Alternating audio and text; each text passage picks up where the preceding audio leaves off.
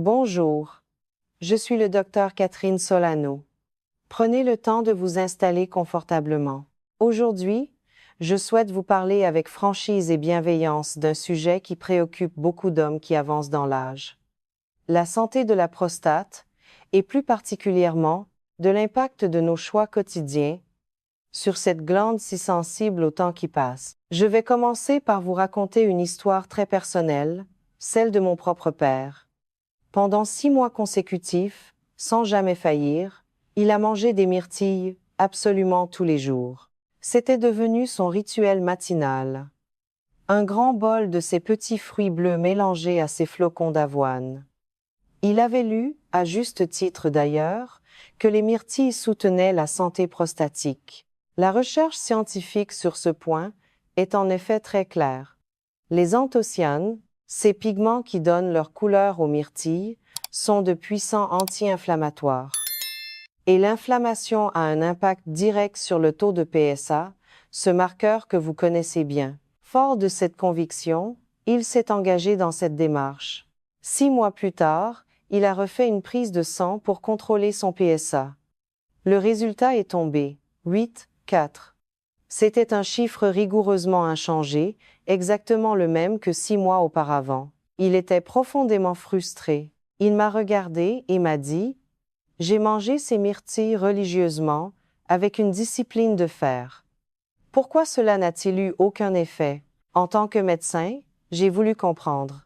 J'ai donc examiné de plus près ce qu'il achetait. Il consommait des myrtilles séchées et sucrées, vendues dans de grands emballages bleus en hypermarché, qui avaient toutes les apparences d'un produit sain. J'ai scruté la liste des ingrédients. On y trouvait des myrtilles, du sucre et de l'huile de tournesol. Pour une petite portion d'environ 40 grammes, il y avait 15 grammes de sucres ajoutés, ce qui représente presque 3 à 4 morceaux de sucre par portion. Mon père, lui, en mangeait près de 80 grammes chaque matin. Il ingérait donc 30 grammes de sucre ajouté, soit l'équivalent de 8 morceaux de sucre, jour après jour. Je lui ai alors expliqué ce que mes recherches médicales démontrent, sans ambiguïté. Les sucres ajoutés provoquent une forte inflammation dans l'organisme. Et cette inflammation est précisément ce que vous cherchez à combattre en consommant des myrtilles. D'un côté, les anthocyanes luttaient contre l'inflammation, mais de l'autre, le sucre la nourrissait abondamment. Ces deux effets s'annulaient purement et simplement. Il consommait un aliment aux vertus anti-inflammatoires, mais noyé dans un ingrédient hautement inflammatoire. Sur mes conseils, mon père a radicalement changé ses habitudes. Il est passé aux myrtilles surgelées, non sucrées, issues de l'agriculture biologique, nature, sans aucun ajout de sucre ni d'huile. Juste le fruit brut. 3 mois plus tard, son nouveau dosage a révélé un PSA à 7,8. C'était une baisse de 0,6 points, la toute première diminution qu'il observait en l'espace de 2 ans. Il m'a alors avoué qu'il avait consommé ses fruits de la mauvaise manière, pendant tout ce temps, et que le sucre détruisait tous les bénéfices espérés. L'expérience de mon père n'est malheureusement pas un cas isolé. Elle illustre une tendance lourde que j'observe constamment dans la littérature médicale et dans ma pratique. Les problèmes liés au sucre ajouté dans les produits à base de fruits rouges sont extrêmement bien documentés. Bien sûr, chaque homme réagit différemment, et ce que je partage avec vous aujourd'hui est une démarche éducative, à discuter sereinement avec votre médecin traitant lors de votre prochaine consultation. Mais aujourd'hui, je vais vous révéler les 5 grandes erreurs que la recherche identifie comme étant capables d'annihiler totalement les bienfaits des myrtilles pour votre prostate. Ces erreurs transforment l'un des aliments les plus puissants que la nature nous offre en un produit au mieux inutile, au pire néfaste pour votre organisme.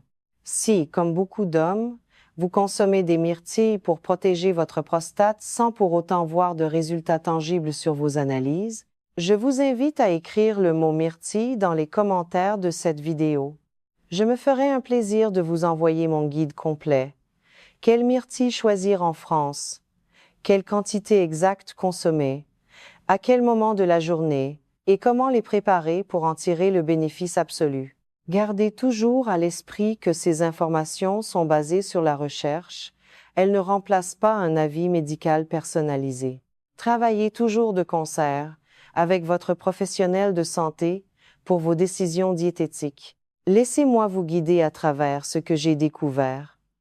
En commençant par la première erreur, de loin la plus fréquente, l'achat de produits à base de myrtilles sucrées ou aromatisées. C'est exactement le piège dans lequel mon père est tombé. Ces myrtilles séchées et sucrées sont omniprésentes dans les rayons de nos grandes surfaces, dans les magasins d'alimentation générale et même parfois dans certaines épiceries fines.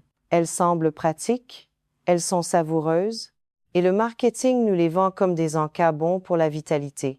Pourtant, une étude majeure publiée dans l'American Journal of Clinical Nutrition a clairement démontré qu'une consommation élevée de sucre fait grimper en flèche les marqueurs de l'inflammation, notamment la protéine C-réactive, la fameuse CRP que l'on dose parfois, et l'interleukine 6. Ce sont précisément ces mêmes marqueurs inflammatoires qui sont étroitement liés à l'élévation du taux de PSA chez l'homme.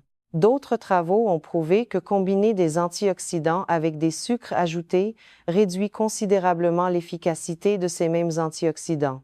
Le sucre interfère, de manière agressive, avec la façon dont votre métabolisme assimile les composés protecteurs de la myrtille. Vous vous souvenez des anthocyanes? Ces pigments bleus salvateurs qui réduisent le stress oxydatif? Lorsque vous y ajoutez du sucre, c'est littéralement comme si vous essayiez d'éteindre un incendie en y jetant de l'essence. En France, comme ailleurs, les autorités sanitaires recommandent de limiter drastiquement notre apport en sucre libre. Mon père utilisait l'intégralité de sa tolérance journalière, uniquement avec ses myrtilles santé, sans compter le sucre naturel de son avoine ou d'autres aliments dans la journée. Ce niveau de sucre maintient le corps dans un état d'inflammation chronique de bas grade, cette même inflammation sournoise qui empêche votre PSA de baisser. La leçon est simple, messieurs. Lisez attentivement les étiquettes. Les myrtilles séchées ne devraient contenir qu'un seul ingrédient, des myrtilles. Si vous lisez sucre, sirop ou huile, reposez le paquet. Les myrtilles nature, qu'elles soient fraîches ou surgelées, contiennent environ 10 à 15 grammes de sucre naturel pour une portion de 150 grammes, ce qui est tout à fait sain, car ce sucre est encapsulé dans les fibres du fruit. Mais le sucre raffiné ajouté, c'est votre ennemi. Cette réflexion sur les étiquettes nous amène tout naturellement à la deuxième erreur, tout aussi courante. Manger une quantité insuffisante de myrtilles. En médecine comme en nutrition, la dose fait le remède. Les bénéfices pour la santé ne se manifestent qu'à partir d'une certaine concentration. La plupart des études cliniques démontrant des effets positifs sur la santé de la prostate utilisent des quantités bien précises, généralement comprises entre 75 grammes et 150 grammes de myrtilles par jour. Cela représente l'équivalent d'un bon demi-bol à un bol plein. Beaucoup d'hommes de votre âge me disent saupoudrer simplement 1 ou 2 cuillères à soupe de myrtilles sur leur yaourt ou leurs céréales, pensant sincèrement faire ce qu'il faut pour leur santé. Mais 2 cuillères à soupe, cela représente à peine 15 à 30 grammes. Les recherches soulignent que cette quantité est bien trop dérisoire pour apporter un bénéfice physiologique réel. Une étude approfondie sur la relation entre la dose consommée et les marqueurs de santé a montré que les hommes consommant environ 40 grammes ne présentaient que des changements infimes. Ceux qui en mangeaient 75 grammes commençaient à voir de modestes améliorations. Mais ce sont ceux qui consommaient environ 150 grammes par jour qui obtenaient les bénéfices les plus profonds et les plus significatifs. À cette dose, vous apportez à votre corps environ 400 à 500 mg d'anthocyanes. Se contenter d'une cuillère à soupe revient à prendre seulement 1/8 du principe actif d'un médicament et à s'étonner de ne pas guérir. C'est une erreur que je rencontre presque tous les jours en consultation. La solution ne demande aucun effort surhumain. Visualisez ce que représente une portion de 150 grammes. C'est votre objectif quotidien. Vous pouvez très bien manger 75 grammes le matin, au petit déjeuner, et 75 grammes l'après-midi, en collation. Fraîche ou surgelée, l'important est d'atteindre cette masse critique pour que la magie biochimique opère. Mais supposez que vous avez la bonne quantité et le bon produit sans sucre ne suffit pas si vous commettez la troisième erreur, une erreur qui surprend souvent même les plus avertis. Consommer les myrtilles toutes seules, sans aucune source de lipides, c'est, à dire, sans gras. Les mécanismes de notre digestion sont fascinants. Les études prouvent que les anthocyanes sont infiniment mieux absorbées par la muqueuse intestinale lorsqu'elles sont accompagnées de graisses alimentaires. L'absorption est multipliée par 3, voire par 5. Sans une présence lipidique, une grande majorité de ces précieux composés traversent votre système digestif sans être assimilés. Vous mangez le fruit, mais votre sang n'en reçoit pas la richesse. Une recherche publiée dans la revue Molecular Nutrition and Food Research a comparé la consommation de fruits rouges seuls à celle de fruits rouges mélangés à un yaourt entier. Le groupe ayant consommé le yaourt présentait un taux sanguin d'anthocyanes 3 fois supérieur. L'ajout de noix a donné des résultats similaires, prouvant que les lipides optimisent le passage de ces molécules dans notre circulation. Bien que les anthocyanes ne soient pas strictement liposolubles, contrairement aux vitamines E ou K, la présence de gras dans le tube digestif favorise grandement leur captation. C'est pourquoi j'ai conseillé à mon père d'intégrer ces myrtilles nature dans un véritable yaourt à la grecque, avec toute sa matière grasse, ou de les déguster avec une petite poignée d'amandes ou de noix de nos régions. Une portion de 150 grammes de myrtilles, accompagnée de cette source de lipides, a décuplé son absorption. Concrètement, il vous suffit de très peu, 5 à 10 grammes de lipides suffisent amplement.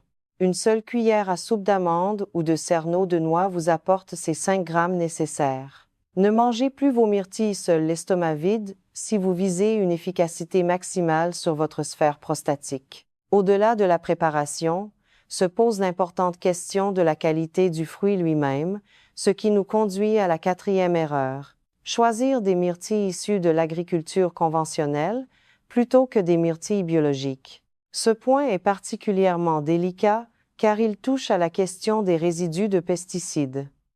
Chaque année, des organismes indépendants publient la liste des fruits et légumes les plus contaminés, et la myrtille figure, malheureusement très souvent dans le peloton de tête. Les analyses montrent que les myrtilles conventionnelles peuvent porter les traces de dizaines de pesticides différents, conçus pour tuer les insectes et les champignons. Or, la recherche médicale nous alerte sur le fait qu'une exposition chronique, même à faible dose, à ces produits chimiques est corrélée à une augmentation de l'inflammation dans notre propre corps. Des études pointent du doigt l'élévation de la protéine C réactive et la perturbation de l'équilibre hormonal chez les personnes exposées.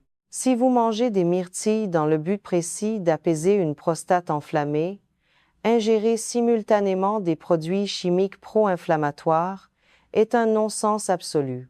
De plus, les études agronomiques révèlent que les myrtilles biologiques peuvent contenir jusqu'à 60% d'antioxydants en plus. Pourquoi? Parce qu'une plante cultivée sans pesticides chimiques de synthèse doit se défendre seule contre les agressions de la nature. Pour se protéger, elle produit davantage d'antioxydants, ces mêmes antioxydants qui, une fois dans notre assiette, protègent nos propres cellules. La vitalité du sol et la croissance plus lente en agriculture biologique contribuent à cette densité nutritionnelle exceptionnelle. C'est un paramètre que je vois faire une vraie différence chez les patients qui font la bascule vers le bio. Certes, ces produits sont souvent plus onéreux, mais si vous les consommez dans un but thérapeutique ou de prévention santé, cet investissement prend tout son sens. Vous n'achetez pas seulement un fruit, vous achetez la forme la plus pure et la plus concentrée de protection cellulaire.